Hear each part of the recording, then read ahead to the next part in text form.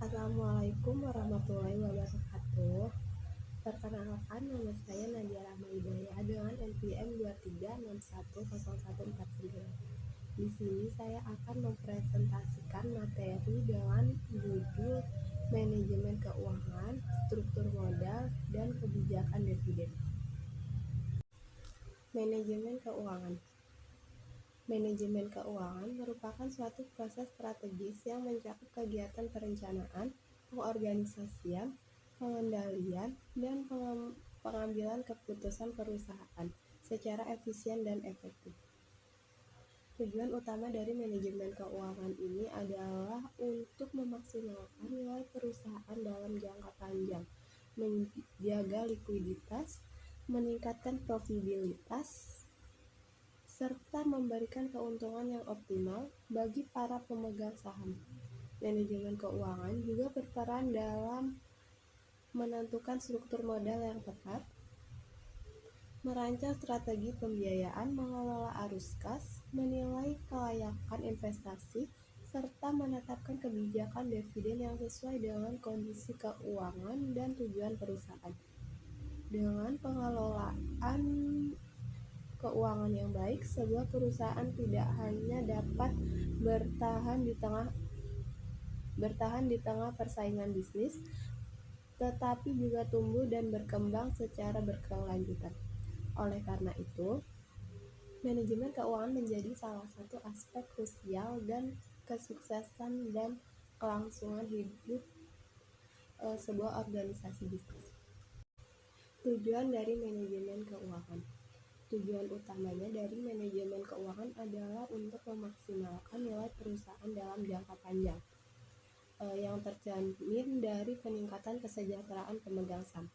Selain itu, manajemen keuangan bertujuan untuk menjaga likuiditas perusahaan agar tetap dapat memenuhi kewajiban jangka pendek, meningkatkan profitabilitas melalui efisiensi operasional, serta mengelola risiko keuangan yang terkait dengan keputusan investasi dan pembiayaan.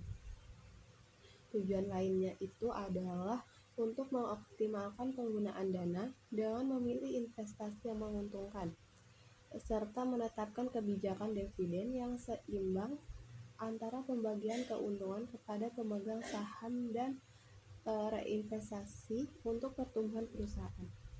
Semua tujuan ini saling terkait dan diperlukan untuk memastikan perusahaan dan berkembang secara berkelanjutan dari bersaing secara efektivitas. Struktur modal. Struktur modal merujuk pada kombinasi antara utang dan ekuitas yang digunakan oleh perusahaan untuk membiayai operasional dan investasinya. Struktur ini mencakup keputusan mengenai berapa banyak dana yang diperoleh dari utang, misalnya pinjaman atau obligasi, dan beberapa banyak yang diperoleh dari ekuitas, misalnya itu saham biasa atau laba ditahan. Keputusan tentang struktur modal sangat penting karena mempengaruhi resiko dan biaya modal perusahaan, serta dampaknya terhadap profitabilitas dan nilai perusahaan. Perusahaan harus menyeimbangkan penggunaan utang dan ekuitas dengan mempertimbangkan faktor seperti biaya pinjaman, stabilitas pendapatan, resiko kebangkrutan, dan tujuan jangka panjang dari perusahaan tersebut. Ada dua komponen dari struktur modal. Komponen yang pertama itu adalah ekuitas atau equity. Ekuitas atau equity itu biasanya tuh kayak saham biasa. Saham biasa merupakan pemberian saham yang memberikan hak suara kepada pemegangnya dalam rapat umum pemegang saham atau RUPS, serta hak atas dividen yang dibagikan perusahaan. Terus yang kedua itu saham preferred. Saham yang memberikan hak dividen tetap dan lebih prioritas dibandingkan saham biasa meskipun tidak memiliki hak suara dalam RUPS. Yang ketiga itu laba ditahan. Laba yang tidak dibagikan sebagai dividen dan disimpan untuk digunakan kembali dalam pengembangan atau investasi perusahaan.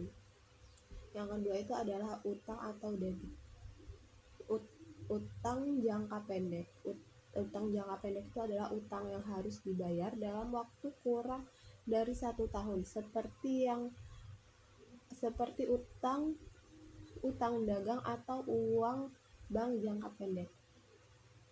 Yang kedua adalah utang jangka panjang. Utang yang jangka panjang itu adalah utang yang memiliki jangka waktu lebih dari 1 tahun, seperti obligasi atau pinjaman bank jangka panjang. Biasanya digunakan untuk pembiayaan investasi besar.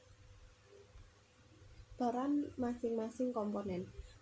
Peran dari masing-masing komponen itu adalah ekuitas memberikan perusahaan kontrol lebih besar, tetapi lebih mahal karena tidak ada kewajiban pembayaran tetap.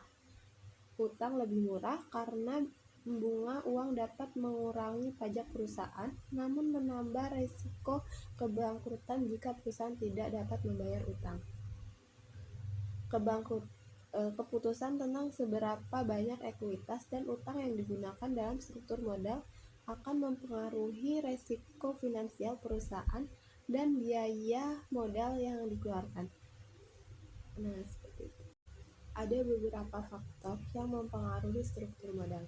Yang pertama adalah keputusan kebijakan perusahaan. Kebijakan terkait dividen dan utang ekuitas mempengaruhi struktur modal. Yang kedua, profitabilitas perusahaan yang menguntungkan cenderung mengendalikan ekuitas. Yang ketiga, resiko bisnis dan keuangan. Perusahaan dengan resiko tinggi lebih berhati-hati dalam menggunakan uang. 4. Tingkat bunga. Tingkat bunga yang tinggi mengurangi kecenderungan untuk menggunakan utang. Yang kelima, ukuran perusahaan. Perusahaan besar cenderung lebih mudah mendapatkan utang dengan bunga rendah. 6 adalah stabilitas pendapatan. Pendapatan yang stabil memungkinkan penggunaan utang lebih banyak. Nomor 7 adalah kebutuhan investasi. Perusahaan yang membutuhkan modal besar untuk ekspansi lebih cenderung menggunakan utang. Yang kedelapan adalah kondisi pasar keuangan. Kondisi pasar yang baik memudahkan perusahaan mendapatkan utang atau ekuitas. Yang kesembilan adalah kebijakan pajak. Pembayaran bunga utang yang dapat dikurangkan dari pajak mendorong penggunaan utang. Nomor 10 adalah kondisi ekonomi. Dalam ekonomi yang baik, perusahaan lebih cenderung menggunakan utang, sementara dalam resmi lebih berhati-hati. Yang terakhir adalah persaingan industri. Perusahaan di industri kompetitif cenderung lebih banyak menggunakan utang untuk exit. Yang terakhir adalah kebijakan dividen. Kebijakan dividen adalah keputusan strategis yang diambil oleh manajemen perusahaan mengenai proporsi laba bersih yang akan dibagikan kepada pemegang saham dalam bentuk dividen, serta beberapa besar laba yang akan ditahan untuk kebutuhan operasional, investasi, atau ekspansi perusahaan di masa depan. Kebijakan ini sangat penting karena mencerminkan keseimbangan antara memberikan imbal hasil kepada pemegang saham dan mempertahankan dana untuk pertumbuhan perusahaan jangka panjang. Pilihan kebijakan dividen juga dapat mempengaruhi persepsi investor terhadap stabilitas dan prospek perusahaan. Jenis kebijakan dividen. Yang pertama adalah kebijakan dividen stabil atau stable dividend policy. Perusahaan memberikan dividen dalam jumlah tetap atau meningkat secara bertahap setiap tahunnya. Meskipun laba perusahaan baru saja naik turun, tujuannya adalah untuk menjaga kepercayaan investor dengan pembayaran di dalam dividen yang konsisten. Yang kedua adalah kebijakan dividen tetap persentase laba atau constant payout ratio. Perusahaan membagikan dividen berdasarkan persentase tetap dari laba bersih. Jadi, jika laba naik, dividen naik. Jika laba turun, dividennya akan turun. Jenis ini cocok untuk perusahaan dengan laba yang stabil. Yang ketiga, kebijakan dividen sisa atau residual dividend policy.